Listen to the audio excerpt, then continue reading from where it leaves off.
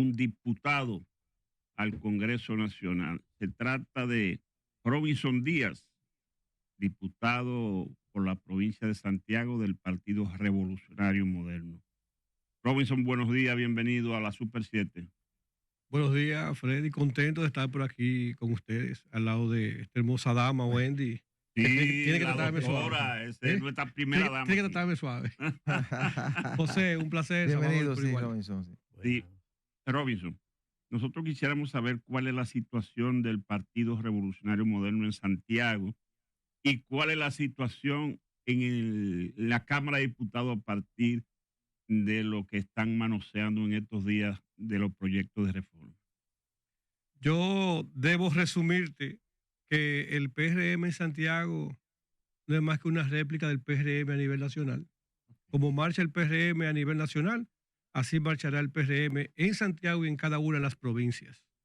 Pero algo importante, que ayer vi una comunicación que salía del seno del partido, la dirección ejecutiva, con relación a la readecuación del partido. En estos próximos días o próximos meses, el PRM se estará abocando a una reestructuración, una renovación, en sentido de la organización territorial del partido en cada una de las provincias. Y eso va a dar un trabajo interno a nivel de las estructuras y la dirigencia media, dirigencia baja, y eso va a dinamizar el partido. O sea, es un proceso que viene en los próximos días. Y es importante para el PRM comenzar ya a la renovación del liderazgo interno. Un liderazgo que en el 2015 comenzó en una transición de PRD a PRM y donde los cargos fueron un traspaso de una herencia que si tú eras el secretario general del PRD, sí, automáticamente era el PRM. Sí. Luego las elecciones del 2020 mandaba a que no se hiciera un proceso interno que siempre crean situaciones, y se ratificaron las autoridades, y de igual manera se hizo en el 2022. O sea, es la primera vez ahora que el partido nuestro va a pasar a un proceso de renovación de las estructuras en todos los niveles. Recordamos que en las pasadas elecciones internas se bailoteaba el tema de la candidatura presidencial, en la cual salió electo José Ignacio Paliza y Carolina Mejía. Fueron unas elecciones solamente en esos aspectos. Sí, sí. Pero ahora viene la transformación y la renovación del PRM en mira de un proceso interno que va a elegir entonces quién será el candidato presidencial y quién será el presidente de la República en el 2028. Y si algo hemos aprendido de la situación política actual, es lo que pasa cuando hay mucho poder, cuando se embriagan de poder y cuando se deja de lado el partido. Nos referimos a la situación que está pasando ahora mismo el PLD. ¿Cómo manejar ustedes esa gran cuota de poder que ha puesto el pueblo dominicano en manos de ustedes y tratar de preservar al mismo tiempo al partido?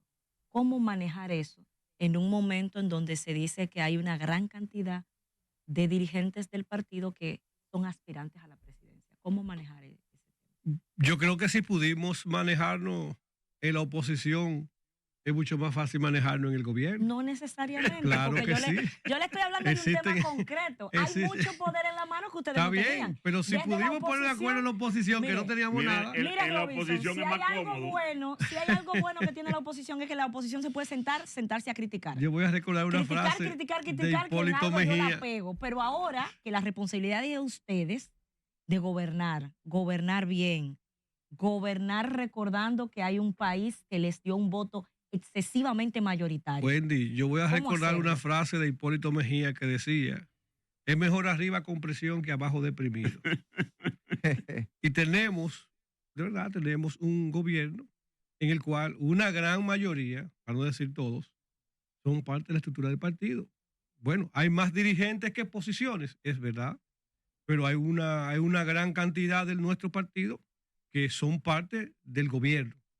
Y ustedes saben a qué me refiero. Ahora bien, ¿quién es el principal responsable de que esto termine bien o termine mal? El líder del partido. Claro. Aquí solamente hay un solo líder en este momento, que es el presidente de la República. El presidente es que va a dictaminar quién haga la cosa bien o la haga mal dentro de su gobierno, que es el gobierno nuestro. Hay muchos que están aspirando, es cierto. Yo soy lo que piensa. Usted aspira quítale las funciones para que usted vea cómo se convierten esas aspiraciones. Ajá. Yo entiendo que mientras estén dentro de lo prudente, haciendo un ejercicio de aspiraciones sin que afecten el ejercicio de gobierno, lo que tú decías, Wendy, la gente confió en el PRM, la gente confió en Luis, confió en nosotros. Entonces, dentro del ejercicio democrático, usted puede tener sus aspiraciones sin descuidar el funcionamiento del tren gubernamental, sin usar recursos para lastimar a compañeros, porque se han dado situaciones que han pasado guillotina en algunas instituciones. Si yo no soy del equipo de un candidato, me quitan mi gente. Entonces, eso es lo que tiene que preservar el líder del partido, Luis Abinader. Eso es lo que tenemos nosotros que entender, que para poder tener un 28 es obligatorio y necesario que la gente entienda que el PRM tiene la capacidad de saber dirigir, de saber gerenciar un gobierno, como lo hemos hecho en estos 4 años que han pasado. Robinson, mire, usted comenzaba su intervención hablando del proceso de renovación de liderazgo que deberá darse el PRM, y usted hablaba incluso de fecha. Me gustaría saber si ya ustedes internamente han comenzado a hablar de cuál será el procedimiento, si será una votación directa para elegir desde el presidente de un comité de base hasta el más encumbrado de los miembros o dirigentes del Partido Revolucionario Moderno. Y además, ¿qué cree usted que sea lo más conveniente? Porque a veces los partidos, cuando están en el poder, dicen, bueno, esto puede ser complicado, necesitamos tiempo para gobernar, para cumplir con nuestro programa de gobierno, pero además viene el proceso interno y termina ratificando las autoridades y los partidos se van anquilosando. ¿Qué cree usted que debe hacerse? ¿Cuál será la fórmula más idónea en este momento para su partido? Yo creo que emitir un juicio un juicio de valor en este momento sería apresurarme, como se han apresurado algunos que aspiran a la presidencia de la República.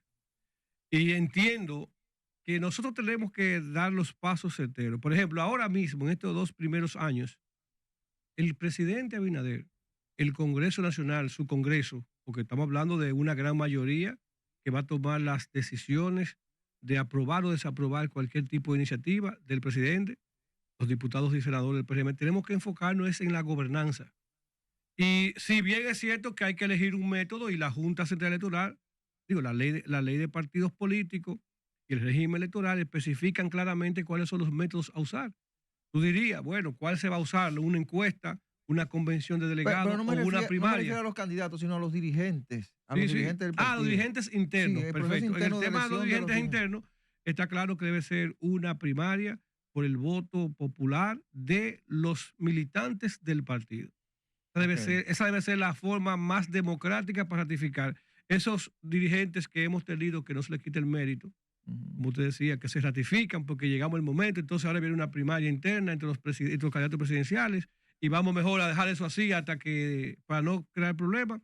En el 2026 viene un proceso nacional de voto popular en cada una de las estructuras. Por eso decía al principio, el PRM está en este momento haciendo una reestructuración de los territorios para convertirlos en zonas, regiones, subregiones, y se está haciendo una reingeniería a nivel de las demarcaciones territoriales.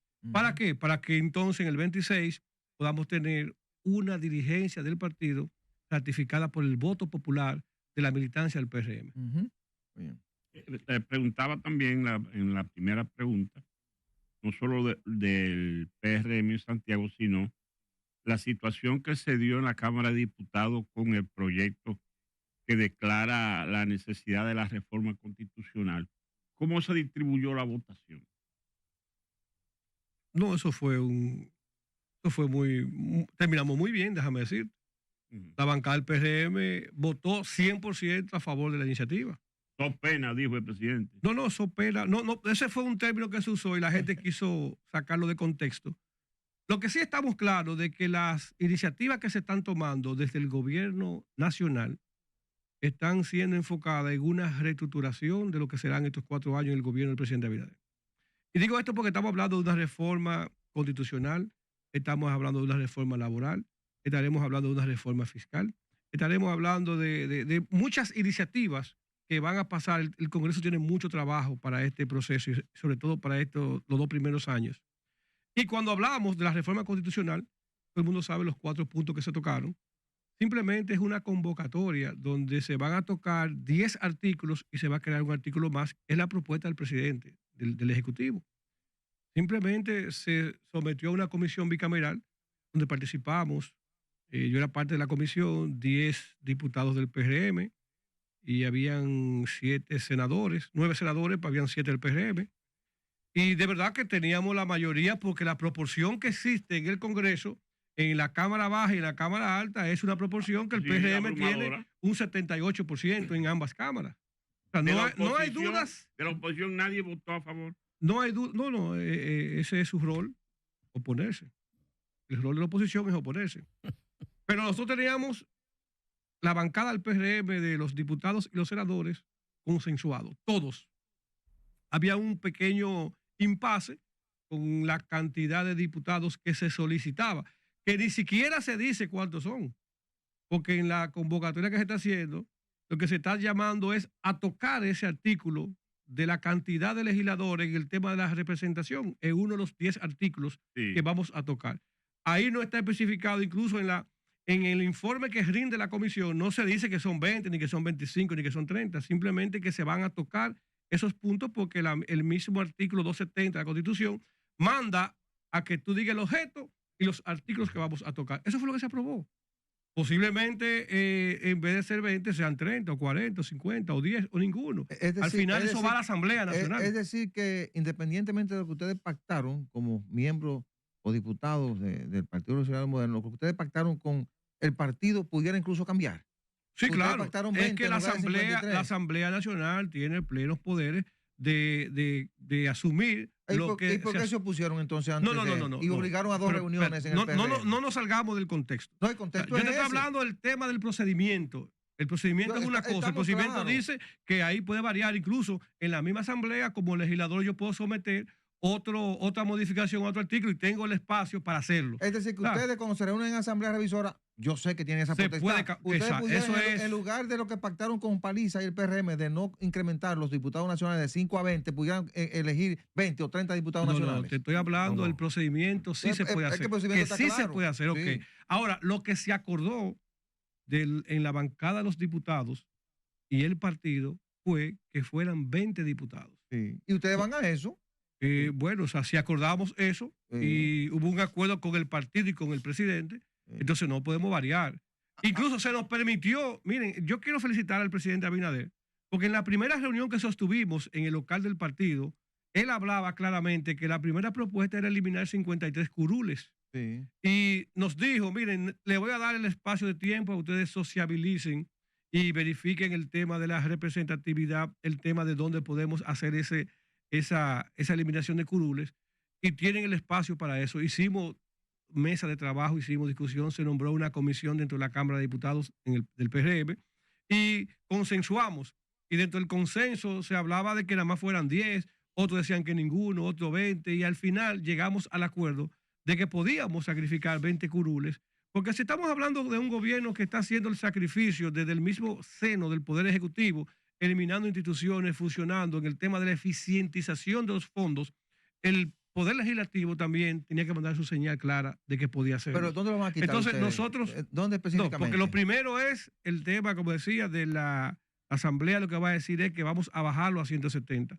Luego viene entonces el análisis para no perder la representatividad y dónde haría falta tener menos diputados, donde hay que tener más, y eso es un tema de otro proceso que se va a levantar. Pero ya ustedes definieron. Pero en definitiva, para concluir la pregunta, nosotros estamos en la misma sintonía de lo que acordamos con el partido, con el presidente del partido y con el presidente de la República. A lo que veo lo siguiente, ya ustedes definieron que hay 16 o 17 provincias que no se van a tocar porque tienen 4 o menos diputados y que esa reducción de legisladores o de diputados se va a dar en las principales provincias, Distrito Nacional, Santo Domingo y quizás Santiago. La esencia del diputado es la representación. Sí, pero tú no puedes quitarle un diputado a una provincia que tiene 2. Exacto. En eso estamos claros. Los que tienen 4 está en la misma Constitución. Ninguna provincia puede tener menos de 2 legisladores. Y le facilita más la reforma porque no tienen que tocar esa parte. Es correcto. Entonces, ¿qué ocurre? ¿Cuántos diputados, imagino que han hecho el análisis, ustedes van a quitar sin conclusión uno de la capital? ¿Cuánto a la 2? ¿Cuánto a la 3? ¿Cuánto a la 1 de Santo Domingo? El número con exactitud no lo tengo, pero te puedo asegurar, la provincia más afectada será la provincia de Santo Domingo, luego viene Santiago y el Distrito Nacional. Y la cuarta provincia es la provincia de San Cristóbal. Ya. Ahí Ok. estarán distribuidos. Mire, los partidos y los líderes políticos, cuando logran el control absoluto del Congreso, tienen mayor responsabilidad. Es correcto. Pero además, los legisladores tienen mayor responsabilidad. Como el que se equivoca es el ser humano, no podemos pretender que todo lo que manda Antoñano Peralta al Congreso o lo que manda el presidente de la República es lo correcto. Ustedes están lo suficientemente conscientes y tienen la determinación como legisladores del PRM de que en algunos momentos tendrán que decirle al presidente no, que que tienen que cambiar algunas disposiciones que lleguen desde el Poder Ejecutivo para mandar una señal clara de que el legislativo sigue siendo el primer poder del Estado y no un órgano para ejecutar lo que manda el Ejecutivo. Mira, yo creo que si existe una organización que respeta los roles de cada uno, de tanto el Poder Ejecutivo como el Poder Legislativo, eso no puede llegar a dislucidarse en la palestra pública. Nosotros pertenecemos a un partido. Yo soy electo diputado porque estoy en el Partido Revolucionario Moderno. Esto no quiere decir que seré un sello gomígrafo de los que venga del presidente, como tú decías, o de los que venga del Poder Ejecutivo. Lo que sí tenemos que hacer, lo que hemos hecho, es sociabilizar los temas. Y dentro del aspecto de la democracia, no es más que someterse a la decisión de la mayoría, la minoría. Sí. O sea, la minoría se somete a la decisión de la mayoría. Y si nosotros como bloque aprobamos que sí, que esta copa se va a vender en tal precio, entonces yo debo a entender que yo pertenezco a un partido. Mi trabajo debe ser convencer a esa gran mayoría de que no tienen razón. Ahora, en el momento que se toma la decisión, dentro del bloque y dentro de mi partido, yo tengo que ser obediente o dejar de ser PRMista. Entonces, yo tengo la responsabilidad primeramente de legislar a favor de mis representados, circunscripción número 1 de Santiago. En segundo lugar, yo siempre he dicho que tengo que ver siempre qué afecta o no al partido, pero primero tienen que ir los representados. Diputado, usted, tomando esa última parte que usted dice, circunscripción número 1 de Santiago, quisiéramos saber a cuáles comisiones pertenece usted en la Cámara de Diputados y cuáles son los principales proyectos que usted tiene en carpeta para favorecer justamente a sus electores. Las comisiones se formaron no hace mucho tiempo. Todavía estamos en el proceso de la conformación de los bufetes directivos de cada una de esas comisiones. A mí me tocó ser parte de la Comisión de Interior y Policía, ya que tengo unas iniciativas que dejé en carpeta en el año 2016-20, cuando fui legislador, que tiene que ver con el tema de las licencias para la venta de bebidas alcohólicas, en la regulación de los permisos, para los horarios. Y eso lo tengo en carpeta para reducirlo y por eso quise ser parte de la Comisión de Interior y Policía. Participamos también activamente en la Comisión de Fuerza de Tarea que se organiza desde el Palacio de la Policía junto con el Ministerio de Interior y el Presidente de la República. Nos hemos enfocado en esa plataforma que tiene que ver con el tema de la seguridad.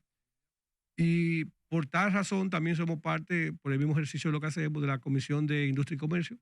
Estoy como vicepresidente de la misma. Tengo algunas iniciativas, pero más que todo es un proyecto que nosotros hemos desarrollado, que es el proyecto de la educación en los jóvenes. Nosotros iniciamos una plataforma de fortalecer la juventud de mi demarcación, como tú decías. Es un programa que se entregan becas llamado Rompiendo Paradigmas.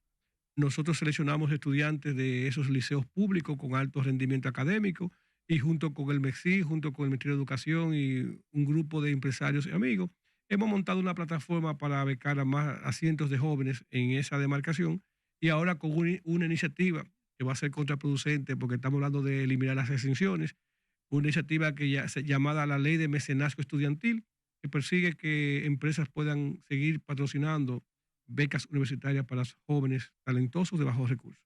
Digo que va a ser contraproducente porque tenemos al doblar de la esquina una reforma fiscal. Pero no todas las exenciones van a ser eliminadas, ni todas son malas. Bueno, lo que pasa es cuando tú hablas de eficientizar el gasto y se está hablando de eliminar exenciones, entonces tú poner más, eso va a tener un contrapeso. Pero yo creo que seguiremos en el trabajo y como tú decías, hay exenciones que son buenas y otras que son malas. Robinson, mire, Santiago, su provincia, ha tenido un gran desarrollo en los últimos años. Gracias al presidente Abinader. Sí, ha tenido un gran desarrollo. Es verdad. Claro, pero... Sí, cuando uno va a Santiago uno observa la gran cantidad de edificios, un desarrollo inmobiliario extraordinario, la cantidad de hoteles que se están instalando, en la ciudad de Santiago.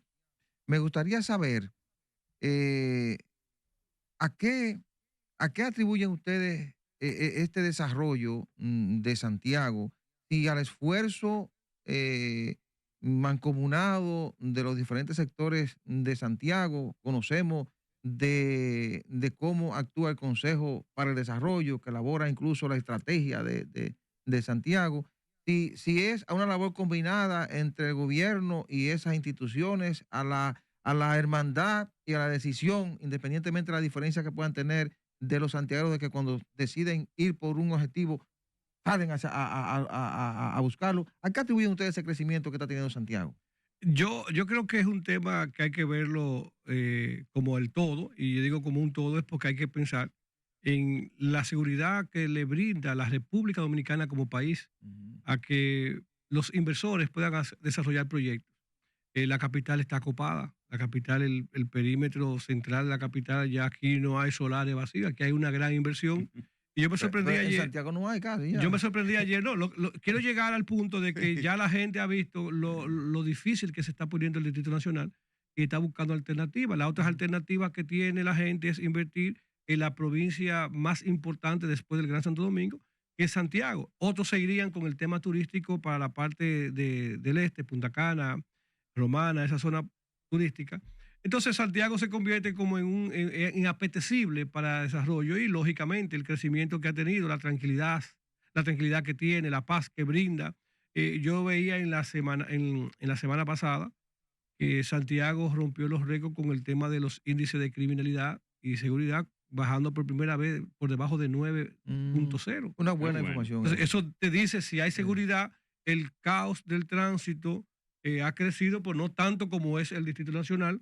Yo salí temprano para acá hoy, como quiera, llegué unos minutos tarde. En Santiago todo está más cerca. Ha crecido la periférica de Santiago. El alcalde nuestro, Ulises Rodríguez, ha hecho un excelente trabajo.